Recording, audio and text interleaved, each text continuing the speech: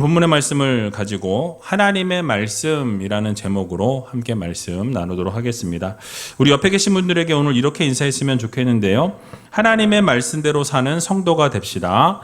하나님의 말씀대로 사는 성도가 됩시다. 그렇습니다. 날마다 하나님의 말씀대로 살아가는 성도님들이 되셔서 하나님이 허락해 주시는 복을 날마다 누리며 살아갈 수 있는 믿음의 자녀들 다 되시기 바랍니다. 한 주간 동안 잘 지내셨습니까? 저도 여러분들의 기도와 사랑으로 한 주간 잘 보냈고요.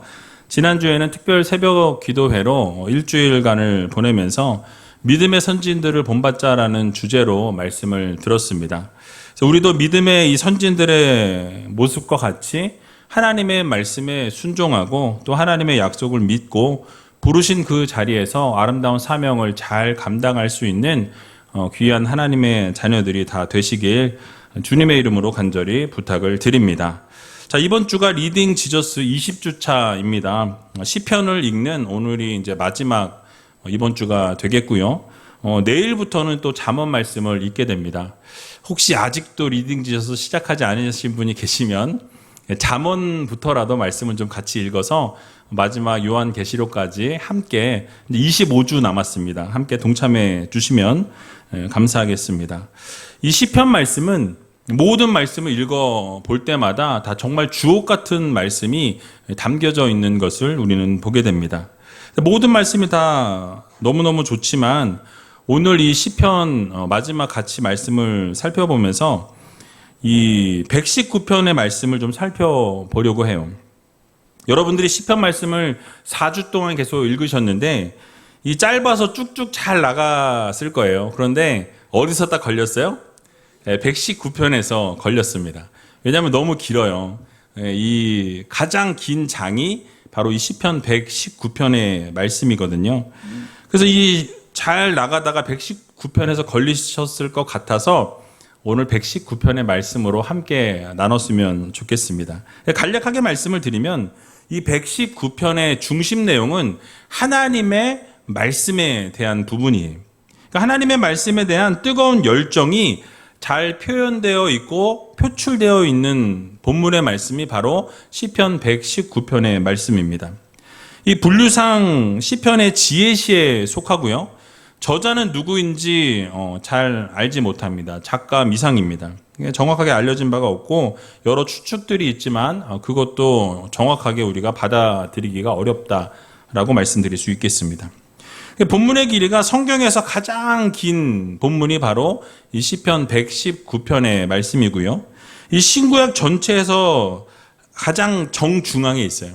여러분들이 아마 성경책만 가지고 계신 분들은 그 제일 가운데가 딱 보면 시편 119편이라는 것을 알 수 있습니다. 그 내용을 보게 되면 이 땅에서 인생의 축복과 또 영원한 생명의 소망이 하나님의 말씀에 기반이 되어진다. 하나님의 말씀으로 인해서 우리가 복을 누리게 되고 하나님의 말씀으로 인해서 놀라운 기적과 역사를 맛보게 된다라는 것을 강조하고 있는 것이 바로 시편 119편의 말씀입니다.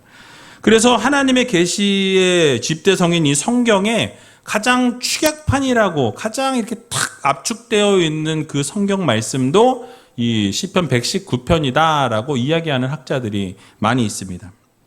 또한 형식적인 특성이 있는데요. 이 답관체라고 그래서 한글 성경에서는 전혀 나타나고 있지는 않지만 이 원문 성경을 보게 되면 알파벳 순으로 쭉 기록되어져 있는 것이 바로 이 시편 119편의 말씀이에요. 히브리어 이 알파벳이 22개로 구성이 되어 있습니다. 22개의 알파벳으로 구성되어 있는데 한 연이 8개의 절로 되어 있어요. 그래서 22개의 연으로 그래서 한 연마다 그 알파벳 하나씩이 딱 배치가 되어 있어요. 그래서 여러분들이 알파와 오메가 되신 하나님이라고 이야기하잖아요. 처음과 나중이라는 뜻이죠. 이 알파가 알파벳의 첫 글자입니다. 그래서 이 1절에서부터 8절까지의 내용을 보게 되면 모든 절절마다 알파로 이 본문이 시작되어진다라는 거죠. 자, 그러면 이제 우리 성도님들 똑똑하시니까 9절부터 16절까지는 뭐로 되어 있을까요? 이제 알파 다음에 그 다음 베타거든요. 이 베타라는 이 알파벳으로 이 9절부터 16절까지 맨 앞자가 다 베타로 시작되는 본문이 쭉 나열이 된다라는 거죠. 그런 식으로 이 1절부터 176절까지 한 절도 빠짐없이 알파벳 순서대로 그렇게 쭉 이루어져 있다라는 거죠. 다른 시편들 보면 중간중간 좀 이게 빠져 있거나 뭐 이런 부분들이 있는데 이 오늘 보게 되는 이 말씀만 119편 말씀만큼은 모든 것이 다 정확하게 1절부터 176절까지 그렇게 알파벳 순으로 이렇게 쭉 나열이 되어져 있는 상당히 아주 정교하게 이 말씀이 기록되어져 있다라는 것입니다. 근데 176절 가운데서 84절과 90절 또 122절과 132절의 이 네 절을 제외하고는 이 율법이라는 단어, 이 말씀이라는 이 단어가 각 절마다 다 기록이 되어 있는 것을 보게 됩니다. 그러니까 이렇게 했던 이유는 무엇이겠습니까? 하나님의 말씀이라는 이 주제가 이 119편 전체를 관통한다라는 것을 우리들에게 보여준다라는 것이죠. 그래서 이 시편의 말씀 가운데 이 119편은 하나님의 말씀에 대해서 상당히 강조하고 모든 절절마다 이 네 절을 제외한 모든 절들 안에 하나님의 말씀, 법이라고 되어 있다든지 율법이라고 되어 있다든지 다른 단어를 사용하고 있지만 결국은 다 모두 하나님의 말씀에 대해서 말씀하는 것이 이 119편 전체적인 내용이라고 말씀드릴 수 있겠습니다. 그래서 이 말씀 가운데 전체를 다 살펴보면 좋겠지만 시간 관계상 1절부터 5절까지의 말씀을 오늘 같이 보면서 하나님께서 우리들에게 허락해 주시는 이 교훈의 말씀이 무엇인지 같이 한번 살펴보는 시간을 갖도록 하겠습니다. 자, 1절과 2절 말씀 같이 한번 읽어보겠습니다. 행이 완전하여 여호와의 법에 행하는 자가 복이 있으며 여호와의 증거를 지키고 전심으로 여호와를 구하는 자가 복이 있도다. 아멘. 자, 1절에 쭉 읽어보게 되면 복이 있다라고 쭉 두 번을 이야기하죠. 어떤 사람이 복이 있다라고 말씀합니까? 행위가 완전하고 라고 이야기하죠. 그러니까 행위가 완전한 사람, 즉 하나님의 말씀대로 행하는 사람은 복이 있다라는 말씀이에요. 그러니까 하나님이 어떤 말씀을 주시든지 그 말씀대로 행하는 자에게는 하나님께서 복을 주신다라고 말씀하고 있는 것이죠. 자, 여기서 그런데 행위가 완전하다라고 이야기하는데요. 이 완전하다라는 이 단어는 온전하다 또는 완비하다 또는 완성하다라는 그런 의미를 담고 있습니다. 그러니까 더 이상 누가 보든지 흠집이 전혀 없는 이런 뜻이에요. 모든 것이 완벽한, 저 사람은 완전히 완벽해 라고 이야기할 때 모든 사람들이 인정할 만큼 완전하고 완벽한 사람들을 향해서 우리가 그렇게 말하는 것처럼 거의 완벽하다라고 의미를 우리가 받아들이면 될 것 같습니다. 시인은 이 완벽함의 그 기준을 하나님의 말씀에 두고 그 말씀을 완벽하게 지키는 사람이 복된 인생이다라고 지금 명명하고 있는 것이죠. 그 현대인의 성경을 우리가 보게 되면 흠없이 여호와의 법대로 사는 자는 복이 있다라고 이야기합니다. 그러니까 흠이 없이 하나님의 말씀대로 그렇게 살아가는 자는 하나님께서 그 인생을 책임져 주시고 그 인생 가운데 복을 주신다라고 우리들에게 교훈해 주고 있는 것입니다. 자, 여러분, 우리가 하나님의 말씀을 완전하게 행하며 사는 것이 얼마나 중요한지를 모두가 알고 있어요. 하나님의 말씀을 지키는 것, 그 말씀을 행하는 것 너무너무 중요하다라는 것을 우리가 알고 있지만 동시에 우리가 하나님 앞에서 흠잡을 데 없이 완벽한 삶을 살아간다라는 것이 우리들에게는 불가능하다라는 거예요. 어렵다라는 것이죠. 그러니까 특별히 우리같이 허물이 많고 죄를 매일매일 지으며 살아가는 사람들에게 있어서 하나님의 말씀을 완전히 행한다라는 것은 여러분 성취 불가능한 일이다라는 것을 우리가 다 알고 있는 거예요.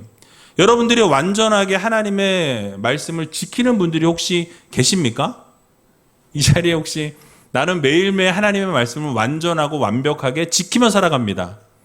손을 또 들면 또 이상하게 할 수 있으니까 눈치로 한번 없을 거예요.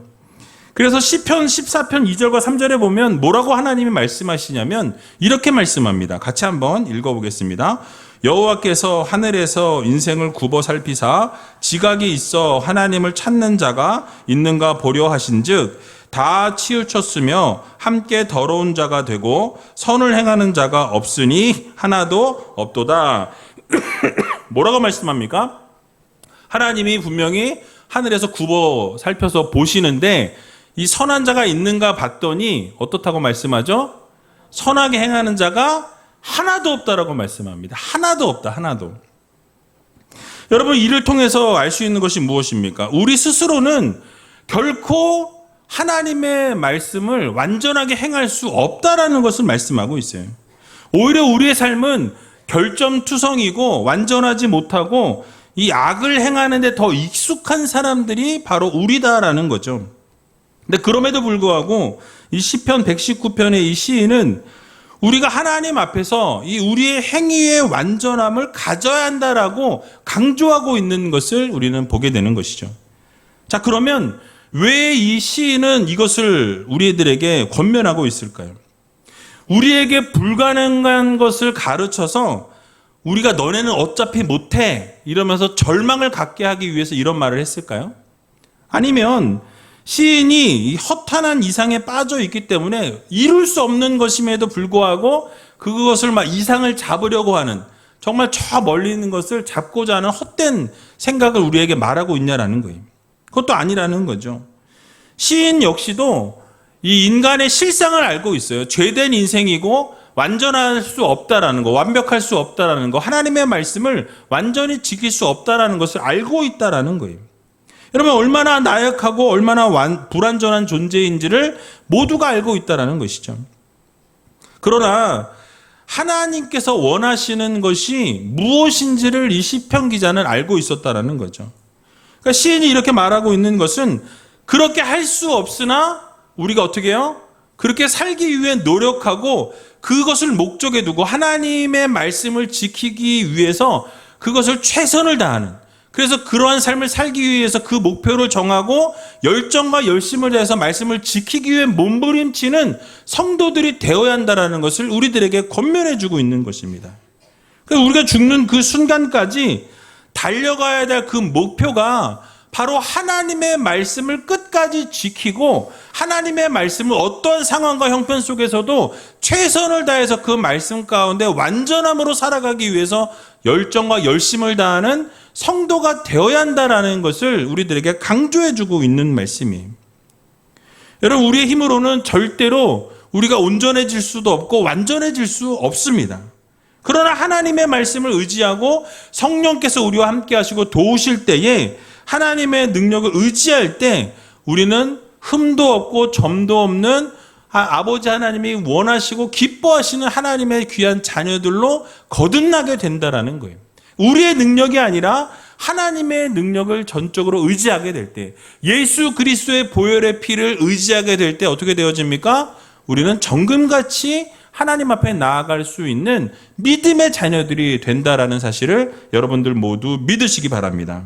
그러므로 언제나 하나님의 말씀을 행하고 그 말씀을 지키고 전심으로 여호와 하나님을 구하는 성도님들이 다 되시기 바랍니다. 그러면 하나님께서 우리에게 뭘 약속하셨어요?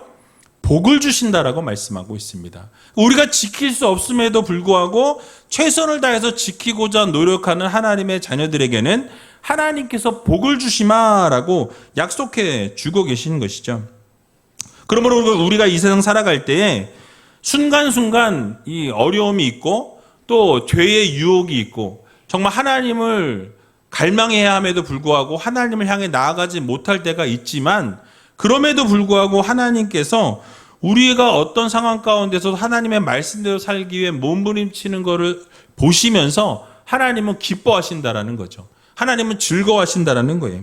그래서 여러분, 어떤 상황과 형편 속에서도 하나님의 말씀대로 살아가기 위해 몸부림치는 귀한 우리제일교회 성도님들이 다 되시기 바랍니다. 그러면 하나님이 복을 주시고 놀라운 형통의 삶을 살게 하시고 여러분들의 그 모든 막혔던 문제들을 해결해 주신다라는 이 사실을 여러분 모두 믿으시고, 이번 한 주간도 하나님의 말씀을 지키고 행하며 살아갈 수 있는 귀한 우리제일교회 모든 성도님들이 다 되시길 주님의 이름으로 간절히 축원합니다. 이어서 3절 말씀을 보게 되니까 이렇게 3절에 말씀합니다. 같이 한번 3절 말씀 읽어보도록 하겠습니다. 실로 저희는 불의를 행치 아니하고 주의 도를 행하는도다. 아멘. 자, 여기서 저희라는 이 단어가 쓰였는데 저희는 이 앞에 언급했던 복 있는 사람들을 말씀하고 있어요. 복 있는 삶을 살아가기 위해 노력하는 그런 자들이 불의를 행치 아니하고 주의 도를 행한다라고 이렇게 말씀하죠.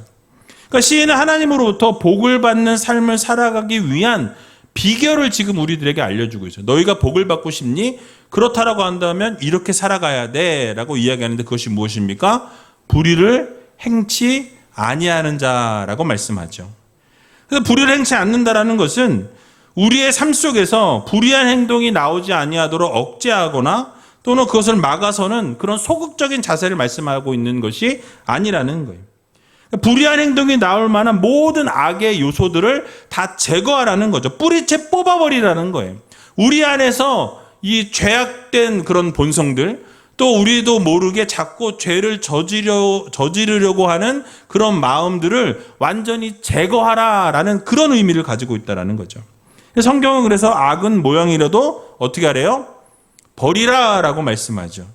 그래서 그렇게 철저하게 자신 안에 있는 악한 그 심성을 벗어버리는 거예요. 불의와 싸우고 악의 원인까지도 제하는 삶을 살아가는 것이 바로 불의를 행치 아니하는 삶이다라고 말씀드릴 수 있는 것입니다.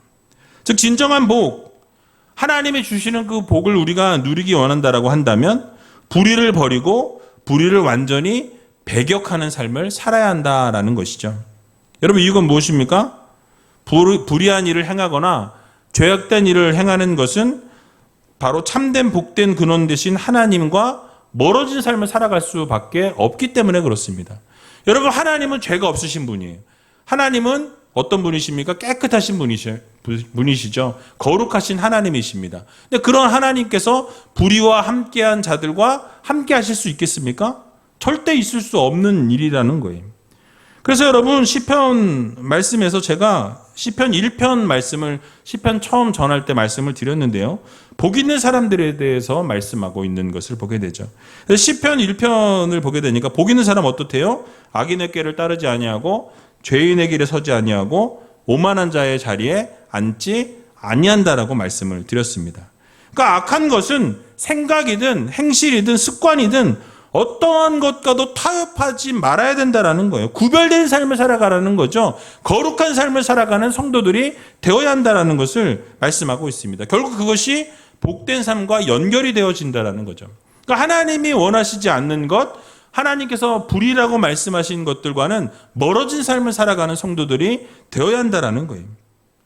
그래서 자주 말씀드렸지만 아브라함이 여러분 어떠한 삶을 살았습니까? 창세기 12장 2절에 보니까 이렇게 말씀하죠.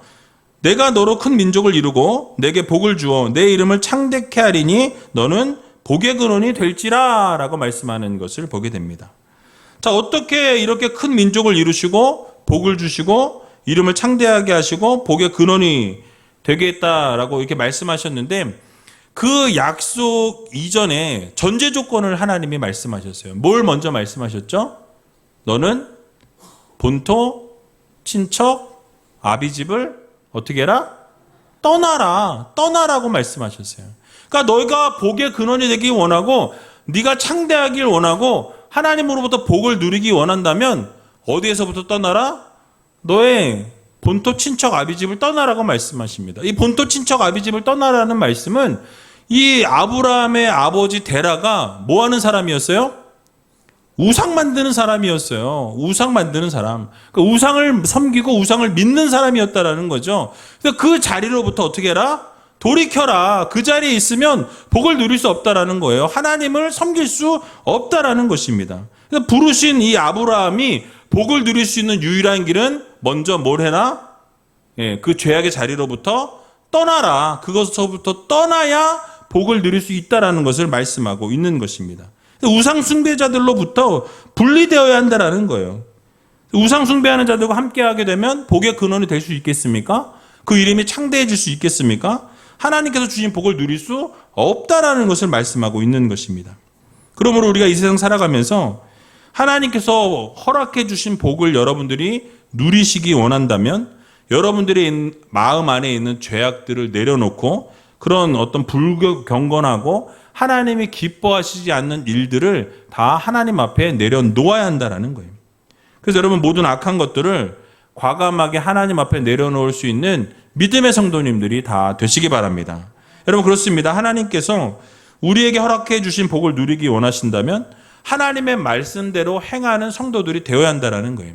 근데 하나님의 말씀이 무엇입니까? 불의를 행치 말라고 말씀하셨어요. 그러니까 불의를 행치 말라고 분명히 말씀하셨으니까 그 불의를 버리는 그런 삶을 살아가야 한다는 거죠. 그래서 에베소서 4장 22절에서 24절에 보니까 우리들에게 이렇게 권면하는 것을 보게 됩니다. 같이 한번 읽어보도록 하겠습니다. 너희는 유혹의 욕심을 따라 썩어져가는 구습을 쫓는 옛사람을 벗어버리고 오직 신령으로 새롭게 되어 하나님을 따라 의와 진리의 거룩함으로 지으심을 받은 새 사람을 입으라. 아멘. 여러분 무엇입니까? 죄된 자리에서부터 떠나라고 말씀하시죠. 그래서 그 옛사람을 다 벗어버리고 예수 그리스도로 옷 입는 성도들이 되어야 하나님이 주시는 복을 누릴 수 있다라고 분명하고 명백하게 우리들에게 말씀해 주고 계신 것을 보게 됩니다. 그러므로 하나님을 따라서 의와 진리의 거룩함으로 새 사람을 입으시고 이번 한 주간 살아갈 때에 하나님의 말씀대로 순종함으로 복을 누리시고 정말 하나님이 기뻐하시는 아름다운 삶을 살아갈 수 있는 저와 여러분들이 다 되시길 주님의 이름으로 간절히 축원드립니다. 마지막으로 오늘 본문 4절과 5절 말씀 같이 읽어보고 말씀을 마치도록 하겠습니다. 주께서 주의 법도로 명하사 우리로 근실히 지키게 하셨나이다. 내 길을 굳이 정하사 주의 율례를 지키게 하소서. 아멘. 자, 하나님께서 우리에게 법도를 주셨다라고 말씀하죠. 그리고 그것을 충실하게 지키게 하셨다라고 말씀하고 있습니다. 그래서 하나님의 법을 지키는데 그 법을 우리가 성실하게 지킬 수 있도록 하나님 도와주시라고 구하고 있는 것을 우리는 보게 됩니다. 자, 그런데 시인은 의도적으로 이 본문에서 강제적이고 또 의무적인 이 법적인 조항들을 나타내는 용어를 사용하고 있어요. 그러니까 하나님의 말씀을 이야기하면서 이 하나님의 법, 또 주의 법도로 또 주의 율례를 이제 이런 법적인 이런 단어를 의도적으로 사용하고 있다라는 거죠. 그러니까 이것은 뭘 이야기하냐면 하나님의 말씀이 우리가 취사 선택이 가능한 것이 아니다라는 것을 말씀해요. 지켜도 되고 지키지 않아도 되는 것이 아니라 하나님의 율법, 하나님의 법도, 하나님의 말씀 이것은 반드시 지켜야 되는. 그러니까 하나님의 말씀을 우리가 취사 선택할 수 있는 그런 대상이 아니다라는 것을 우리들에게 교훈해 주고 있는 말씀입니다. 즉 하나님의 말씀은 우리가 처한 상황에 따라서 변개되어지는 것이 아니고 그 말씀을 들은 사람들은 어떻게 해야 됩니까? 반드시 그 말씀대로 행하고 지키는 성도들이 되어야 한다는 말씀이에요. 그래서 여러분 하나님의 말씀은 어떠한 시대든지 어떠한 장소든지 제한을 받지 않는다라는 거예요. 왜 그렇습니까? 하나님은 온 우주의 절대자이시고 지존자이시기 때문에 그래요. 만왕의 왕이신 하나님의 명령이기 때문에 그렇습니다. 그 당시에 하나님의 말씀이 주어질 때 세상의 왕들의 명령은 여러분 곧 법이었고 그 명령을 거역하는 자는 어떻게 되었습니까? 스스로 죽음을 택한 것이나 마찬가지였다는 거죠. 그러니까 그 당시에 왕들이 이야기하는 것은 법으로 바로 이렇게 바뀌어지는 것과 같은 역할을 이루었다라는 거죠. 그런데 세상의 왕들과는 비교할 수 없는 전지전능하신 하나님의 말씀이 만왕의 왕이시고 만주의 주이신 하나님의 그 영원한 절대적인 명령 앞에 우리가 어떻게 해야 하냐라는 거죠. 우리의 마음대로 선택하고 우리의 뜻대로 살아갈 수는 없다라는 거죠. 하나님의 그 말씀은 반드시 변개되어서도 안 되고 그 말씀은 반드시 지키라고 우리들에게 주신 말씀이라는 거예요. 그러므로 어떻게 해야 합니까? 하나님의 말씀은 취사 선택의 대상이 아니라 절대적인 하나님의 명령이라는 것을 여러분들 모두 마음 깊이 새기시기 바랍니다. 그래서 마태복음 5장 18절에 보니까 이렇게 주님이 말씀하시는 것을 보게 됩니다. 같이 한번 읽어보겠습니다. 진실로 너희에게 이르노니 천지가 없어지기 전에는 율법의 1.16이라도 반드시 없어지지 아니하고 다 이루리라. 아멘. 또 마태복음 24장 35절에도 천지는 없어지겠으나 내 말은 없어지지 아니하리라 라고 말씀하고 계신 것을 보게 됩니다. 결국 여러분, 하나님의 말씀은 없어지지 않는다라는 거예요. 하나님의 말씀은 1.1핵이라도 없어지지 아니한다라고 우리들에게 교훈해주고 계신 것을 보게 됩니다. 자, 그러므로 우리가 이 세상 살아갈 때 어떻게 살아가야 하겠습니까? 진리이신 하나님의 말씀을 잘 지키고 우리에게 주신 그 말씀을 잘 행하는 믿음의 성도들이 되어야 할 것입니다. 그러므로 이 세상 살아가는 동안 하나님의 말씀은 우리가 취사 선택의 대상이 아니라는 것, 반드시 하나님이 주신 말씀은 어떻게 해라? 우리가 지켜야 한다. 이것을 여러분 마음 깊이 새기시고 이번 한 주간도 하나님이 주신 말씀 붙들고 그 말씀대로 행하고 그 말씀을 지킴으로 하나님이 주시는 복을 날마다 누리며 살아갈 수 있는 저와 여러분들이 다 되시길 주님의 이름으로 간절히 축원드립니다.